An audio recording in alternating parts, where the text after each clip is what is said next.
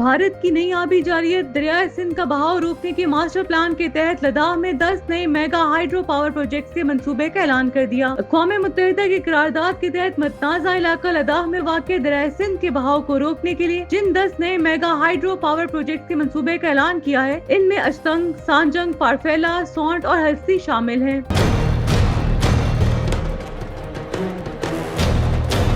ये मंसूबे न सिर्फ मुआहदे के तहत इजाजत दी गई जहीरा करने की गुंजाइश की खिलाफ वर्जी है, बल्कि पाकिस्तान में पानी के बहाव को रोकने और कम करने के हवाले से संगीन खदशात भी पैदा करते हैं। इन मंसूबों का मकसद सियाचिन ग्लेशियर के बर्फानी इलाके में तैनात फौजियों के लिए हरारत और तवानाई की सहूलियत फराहम करना भी हो सकता है, जबकि लद्दाख के महरूम और पसमानदा लोग सर्दी में शदीद परेशान हैं। पाकिस्तान के मारूफ आबी माहिर अरशाद चबासी ने दरियाए सिंध के पानियों के मुआहदे और भारत के इक़दाम के हवाले से एक खत भी अक़वाम मुत्तहिदा के सेक्रेटरी जनरल जनाब एंथनी गुतेरेस को भेज दिया है।